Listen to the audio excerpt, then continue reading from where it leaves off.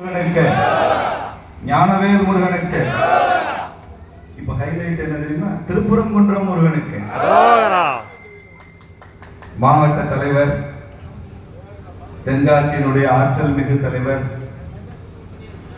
அடுத்த சட்டமன்றத்திலே தென்காசி மாவட்டத்தை அலங்கரிக்க போகிற பல தலைவர்களுள் ஒருவர் அன்பு தம்பி ஆனந்தன் ஐயாசாமி அவர்களே, இந்த நிகழ்வை சிறப்பாக நடத்தி கொண்டிருக்கிற தென்காசி நகரத்தினுடைய தலைவர் தம்பி சங்கர சுப்பிரமணியன் அவர்களே, இங்கே மூத்த தலைவர்கள் பலர் அமர்ந்திருக்கிறாங்க. முன்னாள் மாவட்ட தலைவர்களாக இந்த மாவட்டத்திற்கு சிறப்பு செய்திருக்கிற அருமை சகோதரர் தீனதயாளன் அவர்களே, அன்புராஜ் அவர்களே, ராமராஜா அவர்களே, ராஜேஷ் ராஜா அவர்களே, முருகன் அவர்களே,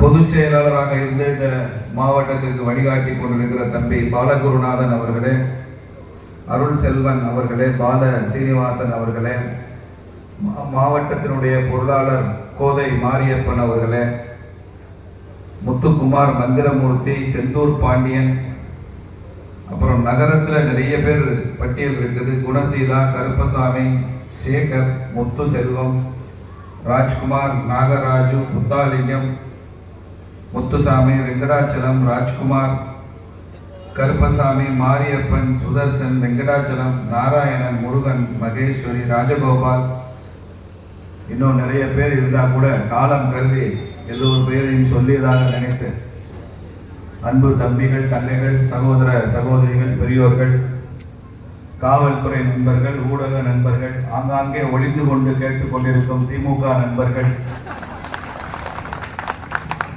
கூட்டணி கட்சியான அதிமுக, அமமுகவினுடைய நண்பர்கள், உங்கள் அனைவருக்கும் அன்பு வணக்கங்களை சொல்லி, இந்த தென்காசிக்கு வரும்போது ஒரு பெரிய மகிழ்ச்சி ஒன்று வரும். எப்பயுமே ஒரு வீரம் செறிந்த மண்ணுக்கு வந்திருக்கிறோம் என்ற மகிழ்ச்சிக்கு. இந்த தென்காசி மண்ணுக்கு வந்து சென்றவர்கள் யாரும் நெற்கட்டும் சேவல்ல விடுதலை முழக்கமிட்ட பூலித்தேவனை நாம மறந்திருக்க முடியாது, ஒண்டி வீரனை மறக்க முடியாது, வெண்ணி காலாடியை மறக்க முடியாது, இந்து இயக்கங்களிலே பணிபுரிந்து உயிர் தியாகம் செய்த அன்பு சகோதரர் குமார் பாண்டியன் அவர்களை மறக்க முடியாது. பக்கத்துல கடையத்துல தான் பாரதியார் அவங்க மாமனார் வீட்டுல கொஞ்ச நாள் இருந்தாரு.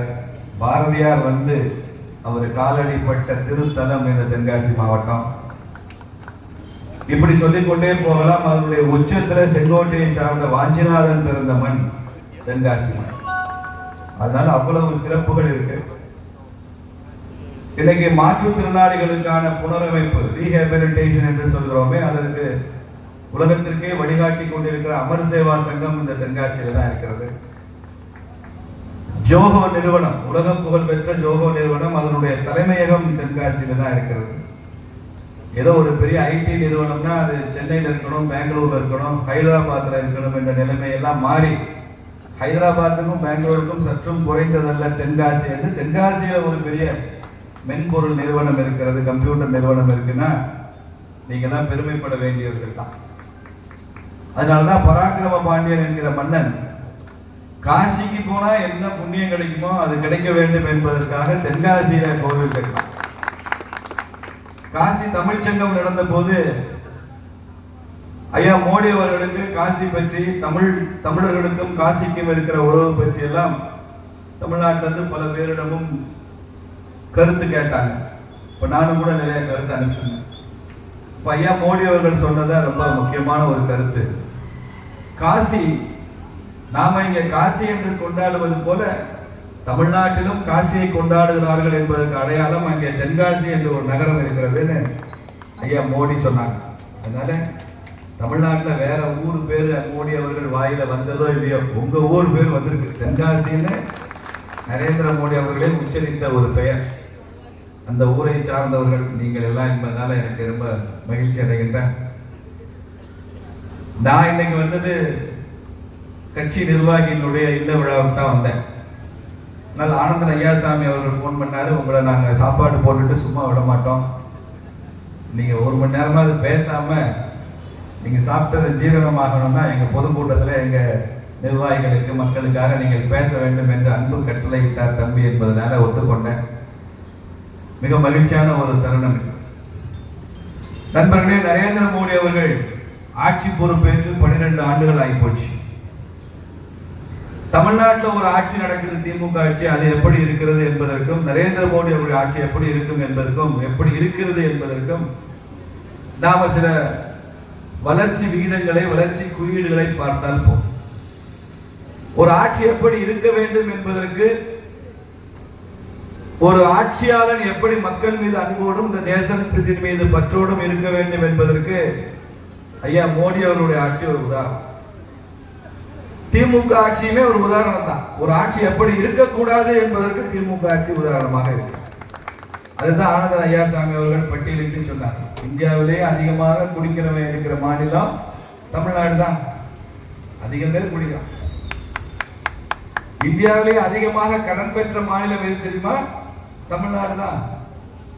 அதிகமாக கடன் பெற்றது தமிழ்நாடு. மற்ற மாநிலங்களை விட அதிக கடன். எடப்பாடியார் இருந்த காலத்துல 4 லட்சம் கோடி தான் கடன். இப்ப 11 லட்சம் கோடி கடனுக்கு போயிடுச்சு தமிழ்நாடு.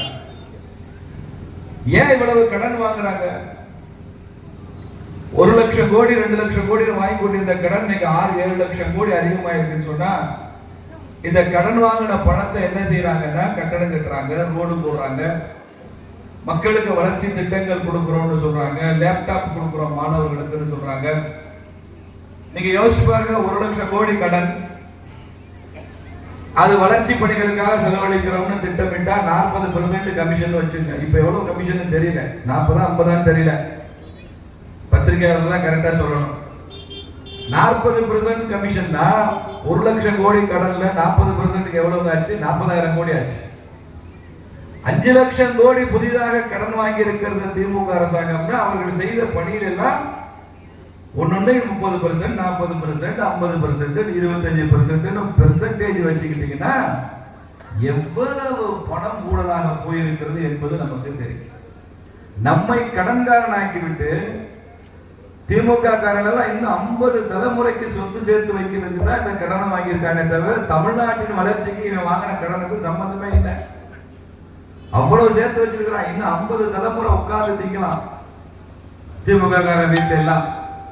அவ்வளவு கடன். அந்த கடனை கட்ட வேண்டியது யாரு? நீங்களும் நான். கடனை கட்ட வேண்டியது நாம. கடனை வாங்கி என்னெல்லாம் கட்டணுமோ கல்லா கட்டுறதெல்லாம் அவன், கல்லா கட்டுறது அவன், கடனை கட்டுறது நாம. அப்படி வச்சு கொஞ்சம் பொறுங்க, 2 மாசம் தான். அத்தனை பணத்துக்கு நீங்க கணக்கு கொடுக்க வேண்டிய நிலைமையை நரேந்திர மோடி உருவாக்கலாம். அத்தனைக்கு நீங்க பதில் சொல்லிதான். நிச்சயமாக ஊழல் செய்தவர்கள் யாரும் இந்த நாட்டில் வந்து தப்பவே முடியாது. அது நரேந்திர மோடி அவர்கள் ஆட்சியில் தப்பவே முடியாது. ஒரு தவறு செய்தால், அதை தெரிந்து செய்தால், அவன் தேவன் என்றாலும் விடமாட்டேன் எம்ஜிஆர் பண்ணாங்க. அதேதான், ஒரு தவறு செய்தால், அதில் ஊழல் செய்தால், அது ஸ்டாலின் என்றாலும் விடமாட்டேன் என்று சொல்பவர் தான் நரேந்திர மோடியுடைய ஆட்சி. அதுக்கெல்லாம் பதில் சொல்ல வேண்டிய கட்டாயம். அந்த அளவுக்கு ஊழல்ல ஊறி திளைக்கிற ஒரு அரசாங்கம். சாதாரண மனுஷங்களுக்கு அதை பத்தி கவலையே இல்லை. அவன் என்ன நினைக்கிறான்? தேர்தல் வரட்டும், நமக்கு எப்போ ஒரு 500 ரூபாய் பணம் கிடைக்கும் உட்காந்துருக்கான், இல்ல ஒரு 1000 ரூபாய் கிடைக்கும் அப்படின்னு உட்காந்துருக்கான். அது அக்காவோட கவலை 500 ஆயிரம், அண்ணனோட கவலை அதோட 1000 ரூபாயோட சேர்த்து ஒரு குவார்டர், ஒரு ஆஃப். உடன்பிறப்புகளோட கவலை ஆஃபோட குவார்டரோட சேர்த்து ஒரு பிரியாணி. இப்படிதான் தேர்தலை பார்க்கிறார்களே தவிர இந்த தேர்தலுக்கு பின்னால எவ்வளவு திருடர்கள் இருக்கிறாங்க, அவங்க எப்படி நம்ம சொத்தையெல்லாம் அடிச்சுட்டு போறாங்க, இது நம்ம பணம் தானே போகுது என்கிற எண்ணம் கூட இல்லாமல் இருக்கு. ஆனா நரேந்திர மோடி ஆட்சி அப்படிப்பட்ட ஆட்சி இல்லை. அவரது ஆட்சி முறையும் அவரது அரசாங்கமும் மக்களுக்கானது, ஏழை எளிய மக்களுக்கானது. அதுக்கு தான் சில உதாரணங்களை நான் சொல்றேன். மோடி அவர்கள் பொறுப்பேற்று எத்தனை வருஷம் ஆச்சுன்னு சொன்னேன்? பிரதமரா வந்து எத்தனை வருஷம் ஆச்சுன்னு ஆரம்பத்திலே சொன்னேன். யாரு கரெக்டா சொல்லுவாங்க? 12 வருஷம் ஆச்சு. 12 வருஷத்துக்கு ஒரு தடவை ஒரு கோவில்ல கும்பாபிஷேகம் பண்ணுவாங்களா இல்லையா? அப்படி 12 வருஷம் ஆட்சியில இந்த பாரத தாய்க்கே கும்பாபிஷேகம் செய்திருக்கிறார் நரேந்திர மோடி. இது கும்பாபிஷேகம், இந்த தேசத்துக்கே கும்பாபிஷேகம் 12 வருஷத்துக்கு. நமக்கெல்லாம் பேங்க்ல போய் ஒரு கணக்கு வச்சிருக்கிறது, அக்கவுண்ட் வச்சிருக்கிறதுனா எல்லாமே தெரியாது. 2014 வரைக்கும், மோடி பிரதமர் ஆகிற வரைக்கும் இந்த 140 கோடி மக்கள்ல 4 கோடி பேருக்கு தான் பேங்க்ல அக்கவுண்ட் இருந்துச்சு. Bank account. வங்கிக்கும் சாதாரண மனுஷங்களுக்கும் சம்பந்தமே இல்லை. பேங்க் பக்கமே போக மாட்டான் நம்மால. நம்ம அக்காலாம் பேங்க் பக்கமே போனது இல்லை. நரேந்திர மோடி பிரதமர் ஆனதுக்கு அப்புறம் என்ன செஞ்சாரு? வங்கினா எல்லாருக்கும் வங்கியில கணக்கு இருக்கும். சாமானியனுக்கும் வங்கியில கணக்கு இருந்து அவனுக்கான அரசு கொடுக்கிற அந்த உதவி எல்லாம் வங்கி மூலமாக அவனுக்கு பரிவர்த்தனை ஆகணும். பேங்க் டிரான்சாக்சன் இருக்கணும். அப்போ வங்கி அதிகாரிகள் என்ன சொன்னாங்க? வங்கியில ஒரு சட்டம் இருக்கு இல்லையா, குறைஞ்சபட்சம் ஒரு 100 ரூபாயாவது இருக்கணும் மினிமம் பேலன்ஸ். சில வங்கிகள் 500 ரூபாய் வச்சுட்டான் மினிமம் பேலன்ஸ். இன்னும் சில கார்பரேட் வங்கிகள் 5000 ரூபாய் வச்சுட்டான் மினிமம் பேலன்ஸ். குறைஞ்சது ஒரு 100 ரூபாய் 200 ரூபாயாவது மினிமம் பேலன்ஸ் இருந்தா தான் வங்கி கணக்கு திறக்க முடியும். அந்த கேரண்டி இருக்கணும். அப்ப நரேந்திர மோடி என்ன சொன்னாரு? இந்த நாட்டில் சாதாரண மக்கள் ஒரு 100 ரூபாய் அன்றாடம் சம்பளமே கிடைக்காத நிறைய பேர் இருக்கிற ஒரு தேசத்துல அவன் என்ன, நீ 100 ரூபாய் மினிமம் பேலன்ஸ் இருந்தா தான் வங்கி கணக்குன்னு சொல்லாத. இந்த நாட்டில் இருக்கிற கோடான கோடி ஏழை மக்களுக்கான பேங்க் மினிமம் பேலன்ஸுக்கு நான் பொறுப்பேற்றுக் கொள்கிறேன், நரேந்திர மோடி பொறுப்பேற்றுக் கொள்கிறேன், அவங்களுக்கு எல்லாம் நீ அக்கௌண்ட் ஓபன் பண்ணு அப்படின்னு சொல்லி, அதுக்கு பேரு பிரதான் மந்திரி ஜன்தன். ஜன்தன்னா மக்கள் செல்வம்னு அர்த்தம். ஜனங்களுடைய செல்வம். தனலட்சுமின்னு சொல்றோம்ல, லட்சுமிய, அதான் தன். அப்படி இன்னைக்கு நம்ம நாட்டில் இருக்கிற வங்கி கணக்கு என்ன தெரியுமா? 56 கோடி பேங்க் அக்கவுண்ட் இருக்கு. யோசிச்சு பாருங்க. மோடி பிரதமராக இருக்கிற போது 4 கோடி பேங்க் அக்கவுண்ட், இன்னைக்கு 56 கோடி பேங்க் அக்கவுண்ட். 10 வருஷத்துல 12 வருஷத்துல 56 கோடி பேங்க் அக்கவுண்ட். 70 வருஷ காங்கிரஸ் ஆட்சியில 4 கோடி பேருக்கு தான் வங்கி கணக்குன்னா எங்க இருந்த தேசத்தை எங்கே உயர்த்தி சென்றிருக்கிறார் பிரதமர் என்று பாருங்க. அதுல நீங்க பணமே போட வேண்டாம்னு சொன்னாரு மோடி. நீங்க பேலன்ஸே வச்சுக்க வேண்டாம், அரசாங்க உதவியில அதுல வரும் என்று சொல்லியும் கூட நம்ம சகோதரிகள் எல்லாம் என்ன பண்ணாங்க? அதுலயும் போய் பணம் எல்லாம் போட்டு இன்னைக்கு அந்த ஜன்தன் அக்கவுண்ட்ல மினிமம் பேலன்ஸ் கூட வேண்டாம் அப்படின்னு அரசாங்கம் சொன்ன அக்கவுண்ட்ல 3000 கோடி ரூபாய் டெபாசிட் இருக்கு. நம்ம நாட்டோட மக்களுடைய பணம் டெபாசிட் இருக்கு. இன்னைக்கு நம்ம விவசாயிகளுக்கு எல்லாம் பணம் வருதுல, 4 மாசத்துக்கு ஒரு தடவை. எவ்வளவு வருது? 4 மாசத்துக்கு ஒரு தடவை 2000 ரூபாய் வருது. அந்த 2000 ரூபாய் பணம் எப்படி வருது? பிரதமர் டெல்லியில உட்கார்ந்து ஒரு சுவிட்ச் அப்படி அமுக்குறாரு. அப்படி அமுக்கின உடனே தென்காசியில் இருக்கிற நம்ம அன்புராஜா அண்ணனுக்கு, தென்காசியில் இருக்கிற ராமராஜா அண்ணன் அக்கௌண்ட்ல, விவசாய அக்கௌண்ட்ல 2000 ரூபாய் அப்படி கிரெடிட் ஆயிடுச்சு. ஒரு எஸ்எம்எஸ் வருது, உங்கள் கணக்கில் பிரதமர் 2000 ரூபாய் பணம் செலுத்தி விட்டார் வருது இல்ல. இதெல்லாம் 5 வினாடிகளில் நடக்கிறது நண்பர்களே. 5 வினாடியில் டெல்லியில இருந்து பிரதமர் உங்களுக்கு பணம் கொடுக்கிறார். 100 நாள் வேலை திட்டத்துல உங்களுக்கு பணம் வருதா?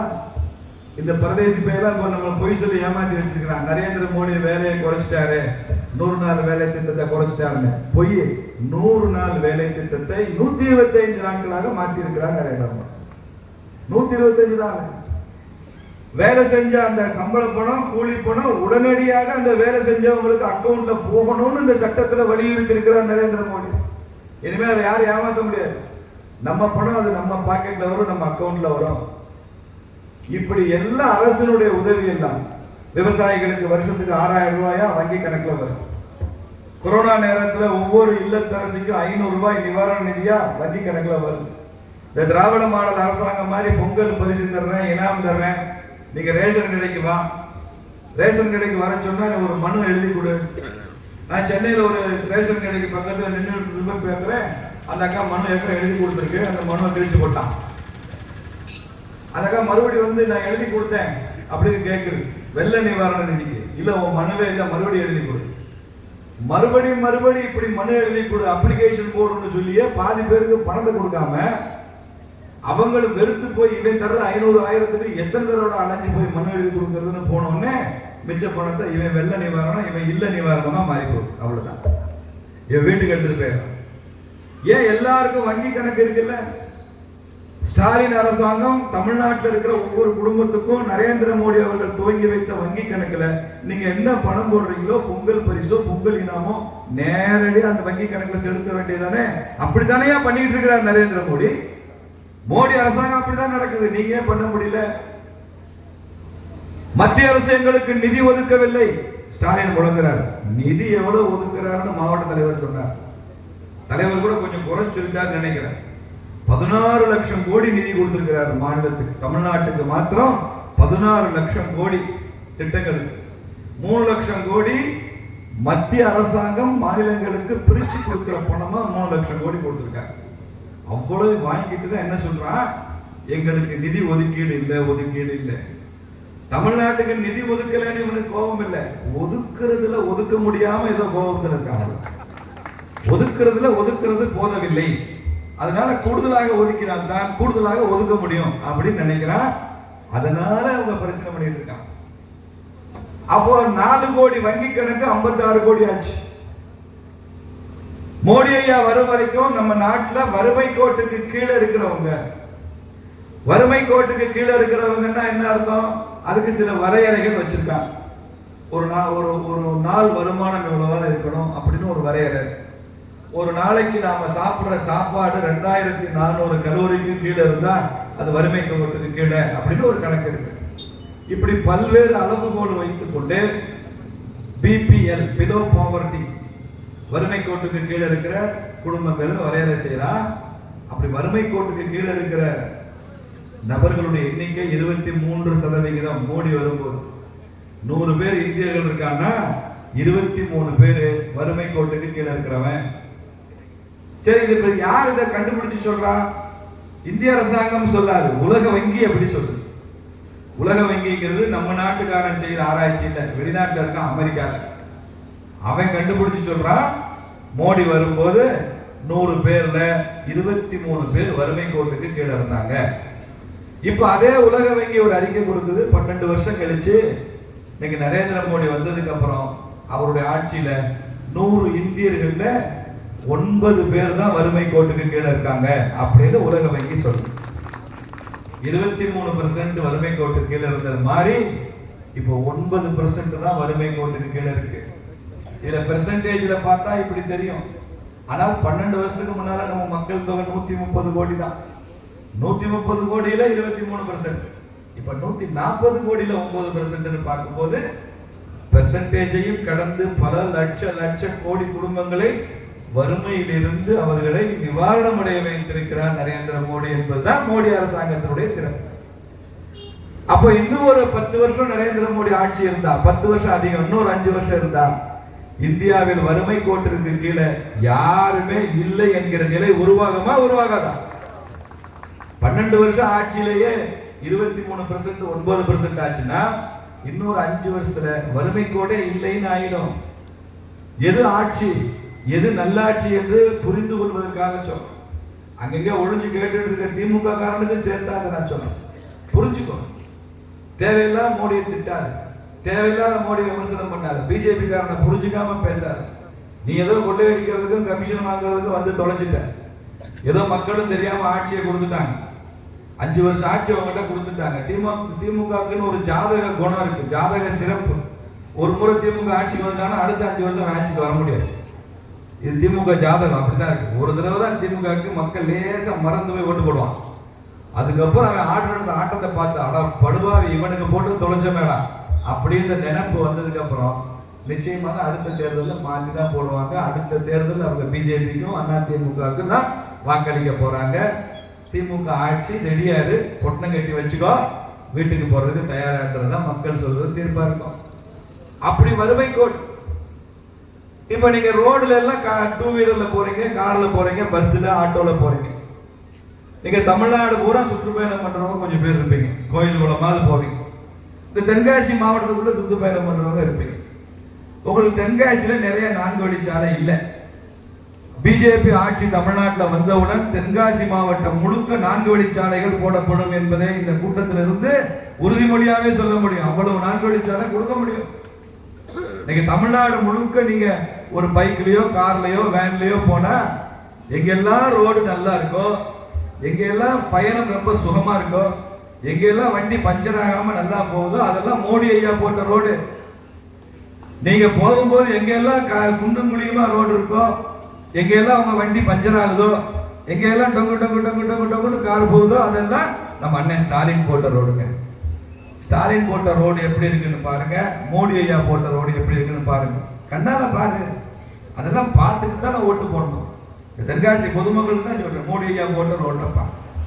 மோடி வரும்போது இந்த நாடு முழுக்க 24,000 கிலோமீட்டர் தான் 4 வழிச்சாலை, 24,000 கிலோமீட்டர். இந்த இப்ப 70 வருஷமா, 2014 எத்தனை வருஷம்னு பார்த்துக்கோ, 60 வருஷம் வரும்.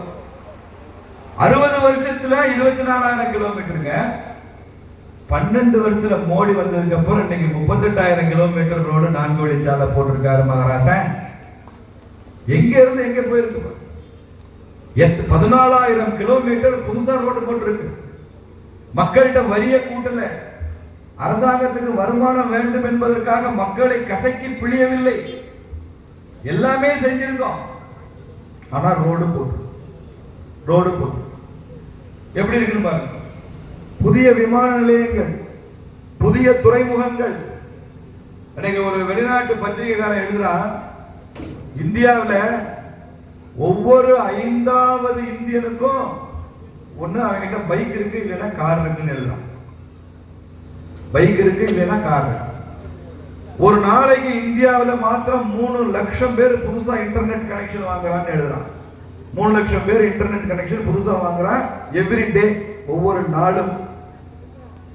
ஒவ்வொரு 20வது இந்தியனும் விமானத்தில் பயணம் செய்கிறான். நம்ம நாட்டு மக்கள் தொகை 140 கோடி, 7 கோடி பேர் விமானத்தில் பயணம் செய்யறாங்க இந்தியன்ஸ், இந்தியாவுக்குள்ளேயும் வெளிநாட்டிலையும். அப்ப 20ல் ஒரு இந்தியன் விமானத்தில் பயணம் செய்வனாக இருக்கா. 5 பேர்ல ஒரு இந்தியன் 2 வீலரோ காரோ வச்சிருக்கிறான், அவ்வளவு வண்டி இருக்கு. ஒவ்வொரு நாளும் 3 லட்சம் பேர் புதுசா இன்டர்நெட் கனெக்ஷன் வாங்குறான். நம்ம பணம் ஜிபே பண்றோம்ல, போன்பே ஜிபே தான் பண்றோம்ல. இது உலகத்திலேயே அமெரிக்கா மாதிரி வளர்ந்த நாடுகளை விட இந்த டிஜிட்டல் டிரான்சாக்சன் இந்தியாவில் தான் அதிகமாக இருக்கிறது. இதுதான் இந்தியாவில் அதிகமாக இருக்கு, நம்மளை விட வளர்ந்த நாடு. இதுதான் சொன்னார் ப. சிதம்பரம், முன்னாள் நிதியமைச்சர், பாராளுமன்றத்தில் சொன்னாரு. மோடி சொல்றாரு டிஜிட்டல் இந்தியான்னு, அப்படி நக்கலா ஒரு சிரிப்பு சிரிச்சுக்கிட்டே சிதம்பரம் சொன்னாரு, ரோட்ல தள்ளு வண்டியில கடலை வித்துட்டு இருக்கிறவனுக்கும், காய்கறி மார்க்கெட்ல வாசல்ல உட்கார்ந்து காய்கறி விற்கிற அம்மாவுக்கும், கோயில் வாசல்ல பூக்கட்டி விற்கிற அக்காவுக்கும் டிஜிட்டல் இந்தியா எப்படி தெரியும்? அவங்க கையில செல்போன் வச்சுட்டு எப்படி பண்ணுவாங்க? ஏதோ பணக்காரனுக்கு பண்றதெல்லாம் மோடி பேசுறாரு. அவருக்கு இன்னும் நம்ம நாட்டினுடைய ஏழை எளிய மக்களுடைய உண்மையான பிரச்சனை தெரியல அப்படின்னு சிதம்பரம் பார்லிமெண்ட்ல பேசினார். ஐயா சிதம்பரம் வந்து பாருங்க, பூக்கார அக்கா இப்ப டிஜிட்டல் ஜிபேல தான் பணம் வாங்குது, கருவேப்பிலை வைக்கிற அக்கா ஜிபேல பணம் போடுன்னு சொல்லுது, கோயிலுக்கு போனா பணம் கொடுத்தா சூட வாங்கிட்டு பணம் கொடுத்தா அப்படி காமிக்கிறான். ஒரு 5 பேங்கோட கியூஆர் கோட மாட்டி வச்சிருக்கான், நீ எதுல வேணாலும் பணம் கொடுன்றான். எல்லாத்துலயும் உச்சமா ஒண்ணு சொல்றேங்க, உச்சபட்சமா ஒண்ணு சொல்றேன். ஆந்திராவில இருந்து வந்த ஒரு சின்ன வீடியோ, தெலுங்குல இருக்க அந்த வீடியோ எனக்கு முழுசா புரியல, அரைகுறையா புரியுது, காட்சி புரியுது. இந்த பூம் பூம் மாடு இருக்குல்ல, பூம் பூம் மாடு பார்த்துருக்கீங்களா? நம்மள மாதிரியே இருக்கும், தலையாட்டிகிட்டே இருக்கும். அந்த பூம் பூம் மாடை வச்சுட்டு ஒருத்தர் ஆந்திராவில் ஒரு கிராமத்துல அப்படியே உள்ள வர்றான். அப்படி வந்த உடனே ஒவ்வொரு வீட்டு வாசல்ல நின்று பூம் பூம் மாட்டுக்கார எதோ சொல்லுவாங்க, நல்ல காலம் பறக்குதுமா, ஏதோ சொல்லுவான், ஜக்கம்மா சொல்லுதுமா, அந்த மாதிரி ஏதோ சொல்றான். அதை கேட்டுட்டு அந்த வீட்டுல இருக்கிற அக்கா உள்ள போய் ஒரு 10 ரூபாய் எடுத்து கையில கொடுக்குது. அந்த 10 ரூபாய வாங்க மாட்டேன்றான், கையில 10 ரூபாய் கொடுத்தா வாங்க முடியாதுன்றான். என்னன்னா அந்த மாட்டு கொம்புல கியூஆர் கோடு கட்டி தொங்க விட்டுருக்கான், அதுல போடுன்றான், கியூஆர்ல ஜிபே பண்ணு அப்படின்னு சொல்றான். இப்ப அந்த அக்காவுக்கு எப்படி பண்றதுன்னு தெரியல. அது உள்ள போய் மகனை கூட்டு வருது, பள்ளிக்கூடத்தில் படிக்கிற மகன், அவனுக்கு அது அம்மா போனை வாங்கி அந்த 10 ரூபாயை ஜிபே பண்றான். வெளியில வந்து ஒரு பத்திரிகையாளர் கேட்கிறாரு, நீ ஏன்டா காசு வாங்க மாட்டேங்கிற, பூம் பூம் மாட்டு கழுத்திலே கியூஆர் கோடு கட்டி தொங்க விட்டுருக்க. அது ஒண்ணு இல்லைங்க, நான் ஒரு 10-20 வீட்டுல போய் பணம் வசூல் பண்ணுவேன், நல்ல காலம் பறக்குதுன்னு ஏதோ 100-200 கிடைக்கும், அவ்வளவுதான். அதை கொண்டுட்டு வீட்டுக்கு வெளியில போனா 4 ரவுடி போய் ரெடியா இருப்பான். எங்க ஊர்ல தானே 300 ரூபாய் சம்பாதிச்சேன், எனக்கு ஒரு 150 ரூபாய் கொடு அப்படின்னு பிடிக்கிட்டு போயிடுவான். நானே இந்த மாட்டுக்கு கூலம் போடுறதுக்கு, அதுக்கு தீவனம் வைக்கிறதுக்கு, நான் ஒரு கோட்டைக்கெல்லாம் போடுறதுக்கு நான் படுற பாடு. இங்க சம்பாதிச்சு போனா வெளியில போனோடனே பாதையை பிடிக்கிடுவாங்க, அவங்க ஒன்றும் பண்ண முடியாது ரவுடி பசங்களை. ஐயா மோடி வந்து எங்களை காப்பாத்தினாரு, ஒரு QR கோடு கொடுத்தாரு, அது மாட்டுல QR கொடுத்தாச்சுன்னா நான் எம்டி தான், என்கிட்ட பணம் இல்லைங்க, எல்லாம் பேங்க் அக்கௌண்ட் போயிடுச்சு. நீங்க வேணா பேங்க்ல போய் கேட்டுக்கங்க, கொள்ளையடிக்க வந்தேன்னு சொன்னாலும் சரி, வெள்ளை அடிக்க வந்தேன்னு சொன்னாலும் சரி, வடிவேல் சொன்ன மாதிரி பூம் பூம் மாடு QR கோடு வச்சு. நம்ம வெளியுறவுத்துறை அமைச்சர் இருக்காரு ஐயா ஜெய்சங்கர், அவர் ஒரு கதை சொன்னாரு. அவர் மகன் அமெரிக்கால இருக்காரு. கொரோனா நேரம் அப்ப அமெரிக்காவினுடைய விமான நிலையங்கள் எல்லாம் நீங்க கொரோனாக்கு தடுப்பூசி போட்டிருக்கீங்களா அப்படின்னு சர்டிபிகேட்டை காமிச்சுட்டா விமான நிலையத்துக்குள்ள போகணும். ஜெய்சங்கர் போறாரு. இவர் வெளியுறவுத்துறை அமைச்சராக இருந்தா கூட அதை காமிக்கணும். இவர் என்ன செய்யறாரு, செல்போன் எடுத்து அப்படி ஓபன் பண்றாரு. இவருடைய ஆதார் நம்பரு போட்டோவோட இவர் வேக்சின் போட்டாரு, தடுப்பூசி போட்டாருன்னு ஒன்று வந்துச்சு. ஞாபகம் இருக்கா? நமக்கு எல்லாம் வந்திருக்கும்.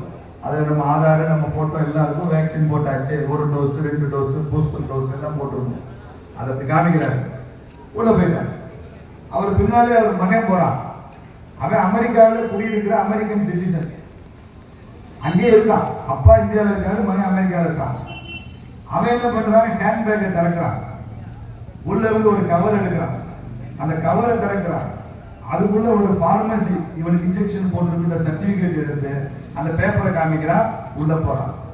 ஜெய்சங்கர் சொல்றாரு, ஒரு இந்தியன் செல்போனை காமிச்சிட்டு எனக்கு வேக்சின் போட்டாச்சுன்னு உள்ள போறான். ஒரு அமெரிக்கன் சிட்டிசன் வெள்ளை பேப்பரை காமிச்சு எனக்கு ஊசி போட்டாச்சுன்னு உள்ள போறான். எங்க இருக்கு இந்தியா, எங்க இருக்கு அமெரிக்கான்னு பாருங்க அப்படின்னு சொல்றாங்க. எங்கே மாறிச்சு? அந்த அளவுக்கு இன்னைக்கு டிஜிட்டல் இந்தியா உருவாயிருக்கு. இன்னைக்கு ஆர்டிபிஷியல் இன்டெலிஜென்ஸ், செயற்கை நுண்ணறிவுல இந்தியா ரொம்ப சீக்கிரம் உச்சத்தை தொடும். உலகத்திற்கு வழிகாட்டுற ஒரு நாடா இருக்கும். இதெல்லாம் யாரால வந்தது? மோடினால. உணவு உற்பத்தி மாத்திரம் எடுத்துக்கங்க. ஒரு காலத்துல காங்கிரஸ் ஆட்சி காலத்துல சுதந்திரம் அடைகிற போது நமக்கு உணவு உற்பத்தி 50 மில்லியன் டன் தான். நம்ம தேசத்துக்கே பஞ்சம், சாப்பாடு பத்தாது, 50 மில்லியன் டன். ஒரு தடவை லால் பகதூர் சாஸ்திரி பிரதமராக இருக்கும் போது சொன்னாரு, நல்லா உழைச்சு ஓடி ஆடி வேலை செய்யறவங்க எல்லாம் 3 நேரம் சாப்பிடுங்க. அப்படி இல்லாம சாதாரண வேலை செய்யறவங்க 2 நேரம் சாப்பிட்டா போதுங்கிறவங்க எல்லாம் 2 நேரம் சாப்பிடுங்க. 3 நேரம் எல்லாரும் சாப்பிடுறதுக்கு சாப்பாடு இல்லை அப்படின்னு லால் பகதூர் சாஸ்திரி பிரதமராக இருக்கிறப்ப சொன்னார். சாஸ்திரி அப்படி சொல்லிவிட்டாருன்னு எங்க ஐயா, எங்க அப்பா கடைசி வரைக்கும் அவர் உயிர் இருக்கிற வரைக்கும், அவர் 95 வயசு வாழ்ந்தார். அது வரைக்கும் சாஸ்திரி சொல்லிட்டாருன்னு ராத்திரியில எங்க அப்பா சாப்பிடுறதை நிறுத்திட்டாரு. எங்க அப்பா ராத்திரியில சாப்பிட்டு நான் பார்த்ததே இல்லை. ரொம்ப நாள் கழிச்சு என்ன காரணம்னு கேட்கிறப்ப சொன்னாரு, லால் பகதூர் சாஸ்திரி அப்படின்னு சொன்னாருடா, 3 நேரம் சாப்பிடாங்க, நீங்களா 2 நேரம் சாப்பிட்டா போதும், நல்ல உடல் ரீதியா உழைக்கிறவங்க மட்டும் 3 நேரம் சாப்பிடுங்கன்னு சொன்னாரு. பார்த்தேன், இது எதுக்கு நம்ம அப்படியே உழைக்கணும், சாதாரணமா தான் இருக்கும், 2 நேரம் சாப்பிட்டா போதும், நிறுத்திவிட்டேன் அப்படின்னு சொன்னார். இதுதான் மக்களுக்கு காங்கிரஸ் ஆட்சி காலத்துல கொடுத்த அட்வைஸ். சாப்பாட்டை குறைச்சுக்க, வேற வழி இல்லை. லால் பகதூர் சாஸ்திரி மிகப்பெரிய தேசபக்தர், அற்புதமான மனிதர் சாஸ்திரி. அவரே அப்படி சொல்லி இருக்கிறார். காங்கிரஸ் ஆட்சியில 260 மில்லியன் டன் தாண்டி உணவு உற்பத்தி போகவில்லை. 2016 மோடி பிரதமராக வரைக்கும் நம்ம உணவு உற்பத்தி 260 மில்லியன் டன். சாப்பாட்டு கஷ்டம் இல்லை, ஏதோ வண்டி ஓடிடுச்சு, அந்த அளவுக்கு தான்.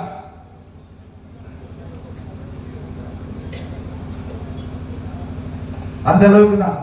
ஆனா மோடி வந்ததுக்கு அப்புறம் இன்னைக்கு நம்ம நாட்டினுடைய உணவு உற்பத்தி 380 மில்லியன் டன். 380 மில்லியன் டன், கிட்டத்தட்ட 400 மில்லியன் தொட்டுட்டோம். பல மடங்கு உணவு உற்பத்தி கூடிருச்சு. இத்தனைக்கு நிலம் சுருங்கி இருக்கு, எல்லாம் பட்டா போட்டு ரியல் எஸ்டேட்லாம் போட்டு விற்க ஆரம்பிச்சிட்டோம். ஆனாலும் உணவு உற்பத்தியை கூட்டி இருக்கிறார் பிரதமர். இன்னைக்கு பிரதமர் டெல்லி செங்கோட்டையில இருந்து அறிவிக்கிறாரு, இந்தியா உணவுக்காக மற்ற நாடுகளிடமிருந்து கோதுமையும் அரிசியும் வாங்கிய காலம் போய்விட்டது. ஐநா சபை அங்கீகரித்தால், ஒத்துழைத்தால் ஏழை நாடுகளுக்கு இந்தியா இலவசமாக உணவளிக்க தயாராக இருக்கிறது. நான் கொடுக்கிறேன் உனக்கு. அப்படி சொல்கிற ஒரு பிரதமர் நமக்கு கிடைச்சிருக்கிறாரா இல்லையா? அப்ப எவ்வளவு வளர்ந்திருக்கோம் உணவு உற்பத்தி. சாலைகள்ல வளர்ந்திருக்கிறோம், தொலைபேசியில வளர்ந்திருக்கிறோம், டிஜிட்டல் டிரான்சாக்சன்ல வளர்ந்திருக்கிறோம், துறைமுகங்கள்ல வளர்ந்திருக்கிறோம், விமான நிலையங்கள்ல வளர்ந்திருக்கிறோம்.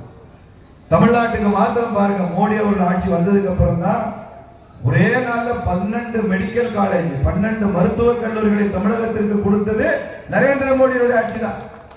12 மெடிக்கல் காலேஜ். அதுல ஒண்ணு ரொம்ப சூப்பர், மதுரை பக்கத்துல எய்ம்ஸ், 2300 கோடி முதலீடு. டெல்லி எய்ம்ஸ் மருத்துவமனைக்கு அப்புறம் இந்தியாவிலேயே மிகப்பெரிய எய்ம்ஸ் மருத்துவமனை மதுரையினுடைய எய்ம்ஸ் மருத்துவமனை தான். அது வந்துருச்சுன்னா இங்க தென்காசியில இருந்து 2 மணி நேரத்துல மதுரை எய்ம்ஸ் போயிடலாம். நீங்க உலகத்தரமான சிகிச்சை கிடைக்கும். முதல் நாள் தான் நான் எய்ம்ஸ் பார்த்துட்டு வந்தேன். ஆச்சரியமா இருக்கு. அந்த எய்ம்ஸ் கட்டடத்துக்கு மேல உச்சியில ஹெலிகாப்டர் இறங்குறதுக்கு ஹெலிபேட் வச்சிருக்கான் கட்டடத்துக்கு மேல. அங்க உள்ள அந்த டைரக்டர்கிட்ட கேட்டேன், இங்க என்னங்க ஹெலிகாப்டர் படம் எல்லாம் வரைஞ்சி வச்சிருக்கீங்க? இல்ல சார், அங்க ஹெலிகாப்டர் தளம் அமைக்கிறோம், இது இந்த பகுதி மக்களுக்கு ஏர் ஆம்புலன்ஸ்க்காக அப்படிங்கிறான். நமக்கு ஆம்புலன்ஸ்னா ரோட்ல போற காலம் மாறி போச்சு. எய்ம்ஸ் வந்ததுக்கு அப்புறம் எந்த அவசர சிகிச்சை இருந்தாலும் எந்த பேரிடர் மேலாண்மை இருந்தாலும் ஹெலிகாப்டர் அப்படியே நம்மளை தூக்கிட்டு எய்ம்ஸ் கொண்டு போய் அங்க கொண்டு போய் இறக்கிவிடும். நரேந்திர மோடி என்னுடைய ஆட்சி வந்ததுனால இது நடந்து கொண்டிருக்கிறது. யோசிச்சு பாருங்க, என்ன பெரிய கற்பனை. சில சமயம் பார்த்தா நம்ம இந்தியாவில தான் இருக்கோமா இல்ல வேற தேசத்துல இருக்கோமா எங்க ஆச்சரியம் வருது. மின்சார உற்பத்தி அப்படிதான். மின்சார உற்பத்தியில மோடி வர்ற வரைக்கும் நம்ம நாட்டில் 1100 பில்லியன் யூனிட், ஒரு யூனிட் மின்சாரம் எரிக்கிறோம் வீட்டுல. அப்படி 1100 பில்லியன் யூனிட். இந்த நம்பரை கொஞ்சம் ஞாபகம் வச்சுக்கிறது கஷ்டம். இன்னைக்கு 2200 பில்லியன் யூனிட். அப்படியே 85% புதுசாக மின்சார உற்பத்தி கூடி இருக்கு. இந்தியாவிலேயே இந்தியாவில் இருக்க மொத்த மின்சாரத்துல குஜராத், மகாராஷ்டிரா, ராஜஸ்தான் இந்த 3 மாநிலங்களும் பிஜேபி ஆட்சி செய்கிற மாநிலங்கள். இந்த மாநிலங்கள் மாத்திரம் 35% மின்சாரத்தை இந்த 3 மாநிலங்களும் உற்பத்தி செய்யும். தமிழ்நாடு 5, 6வது இடத்துல தான் இருக்கு. பக்கத்திலே போக முடியாது. நம்ம உற்பத்தி செய்யறது 7% தான். நம்ம நாட்டோட தேவையில 7% தான் தமிழ்நாடு. நாளைக்கு ஆட்சி மாறட்டும், இந்த 7% என்பது 17% மாறுமா மாறாதான்னு பாருங்க. மின்சாரம் தான் அடிப்படை. ஒரு மாநிலம் வளர்கிறது என்பதற்கான அடிப்படை மின்சாரம் தான். ஒரு மாநிலத்தில் எவ்வளவு மின்சாரம் உற்பத்தி ஆகுது என்பதை வச்சுதான் அந்த மாநிலம் எவ்வளவு வளர்ந்திருக்குன்னு பார்க்கணும். பொருளாதார வளர்ச்சியை ஜிடிபி அந்த அளவுகோல்ல பார்க்கணும். தி fastest growing economy in the world என்றான். இன்னைக்கு உலகத்துல மிக வேகமாக வளர்ந்து வருகிற பொருளாதாரம் சீனால இல்லைங்க, மலையேறி போச்சு. இந்திய பொருளாதாரம் 7.4% ஜிடிபி growth இருக்குறான். கொரோனா இருந்துச்சு, லாக்டவுன் இருந்துச்சு, எவ்வளவோ பிரச்சனைகளை சந்திச்சோம், பாகிஸ்தானோட பிரச்சனையை சந்திச்சோம். அதையும் தாண்டி ஜிடிபி வளர்ச்சியில நாம இருக்கிறோம். 7.4%. இன்னும் 2 நாள்ல மத்திய பட்ஜெட் போட போறாங்க. 50 லட்சம் கோடிக்கு மேல நமது நிதியமைச்சர் இந்த தமிழ் மண்ணை சார்ந்த ஒரு தமிழச்சி மத்தியில இதுக்கு 8வது பட்ஜெட் 9வது பட்ஜெட்டை போட போறாங்க. அவ்வளவு அற்புதமா போட்டுட்டு இருக்காங்க. அவங்கள பார்த்து இந்த திமுககாரன் சொல்றான், ஊர்கா மாமிங்கிறான். ஊர்கா மாமியில தான் உன்னை ஊர்கா போட வந்த மாமி. பாரு பட்ஜெட் எப்படி வருதுன்னு பாரு, தமிழ்நாட்டுக்கு எவ்வளவு நலத்திட்டங்கள் வருதுன்னு பாரு. நாங்கெல்லாம் அடுத்த 15 நாள் பிஸியா இருப்போம். பட்ஜெட்டை பத்தி மக்கள்கிட்ட பேச சொல்லி மோடி ஐயா சொல்லியிருக்காங்க. மக்கள்கிட்ட போய் சொல்லுங்க, ஏழை எளிய மக்களுக்கு சொல்லுங்க, இது எவ்வளவு நல்ல பட்ஜெட்னு சொல்லுங்க. இப்படி ஒன்னொன்னா சொல்லிட்டே போலாம். வீடு, இலவச வீடு, இலவச கழிவறை, எத்தனை திட்டங்கள், விவசாயிகளுக்கான முயற்சி, உணவு உற்பத்தி, இப்படி எல்லா வகையிலும் இந்த அரசாங்கம் சாதனை செய்திருக்கிறது. 500 ஆண்டு காலமாக தீர்க்க முடியாத பிரச்சனை அயோத்தியில ராமர் ஆலய பிரச்சனை. 500 ஆண்டு கால பிரச்சனைக்கு முற்றுப்புள்ளி வைத்து அயோத்தியில ராமனுக்கு மகத்தான ஆலயம் கட்டியது, பிரம்மாண்டமான ஆலயத்தை எழுப்பியது நரேந்திர மோடி ஆட்சி. பிரச்சனையே இல்லையே. ஆனா 500 வருஷமா இந்த பிரச்சனையை தீர்த்து வச்சிருக்கிறார் நரேந்திர மோடி. பிரச்சனையே இல்லாத திருப்பரங்குன்றத்தில் பிரச்சனையை உருவாக்கி வச்சிருக்கிறார் ஸ்டாலின். இந்துக்களுக்கும் முஸ்லிம்களுக்கும் பிரச்சனை இருந்த இடத்துல பிரச்சனை இல்லாமல் அதை சரி செய்திருக்கிறார் மோடி. இந்துவுக்கும் முஸ்லிமுக்கும் பிரச்சனையே இல்லாத திருப்பரங்குன்றத்தில் பிரச்சனையை உருவாக்கி இருக்கிறார் ஸ்டாலின். என்ன புத்திசாலித்தனம். ஊர் 2 பட்டா கூட்டாளி கொண்டார். திருப்பரங்குன்ற தீப விஷயத்துல எங்களுக்கும் முஸ்லிம்களுக்கும் பிரச்சனை இல்லை, எங்களுக்கும் திமுக தான் பிரச்சனை. அதை தெரிஞ்சுக்கங்க. இந்துக்களுக்கு சொந்தமான இடம், கோவிலுக்கு சொந்தமான இடம் என்று நீதிமன்றம் தீர்ப்பளித்த இடத்தில் தான் தீபம் ஏற்ற வேண்டும் என்று நீதிமன்றம் கட்டளையிட்டிருக்கிறது. தர்காவில் போய் தீபம் ஏற்றணும்னு சொல்றதில்லை. தீபத்தூர் அது கோயிலுக்கு சொந்தமான இடம்னு நீதிமன்றம் தீர்ப்பளிச்ச இடத்துல இருந்தான். என் ஊரு, என் மதம், என் சாமி, என் தீபம், எங்க முருக, அதுல தீபம் ஏற்ற முடியலன்னா இந்த ஆட்சியை தூக்கி எறிவதை தவிர வேற எந்த பரிகாரமும் கிடையாது. இங்க இருக்கிற அக்காமாருக்கெல்லாம் கேட்கிறேன், வீட்டுல விளக்கு ஏத்துறீங்க, சாயங்காலம் வெள்ளிக்கிழமை விளக்கு ஏத்துறதுக்கு தீப்பெட்டி தடையா இருக்கு, நனைஞ்சு போச்சு தீப்பெட்டி, எத்தனை பொருத்தினாலும் எரியல. அப்ப என்ன செய்வீங்க? அந்த தடைய தீபம் ஏத்த வேண்டாம்னு முடிவு செய்வீங்களா? இல்ல இந்த தீப்பெட்டினால ஏத்த முடியல, இந்த தீப்பெட்டி வேண்டாம்னு தூக்கி போடுவீங்களா? என்ன செய்வீங்கக்கா? தீப்பெட்டியை தூக்கி போடுவீங்களா? தீபம் ஏத்த வேண்டாம்னு நினைப்பீங்களா? தீப்பெட்டியை தூக்கி போடும். திரி சரியா இல்லை,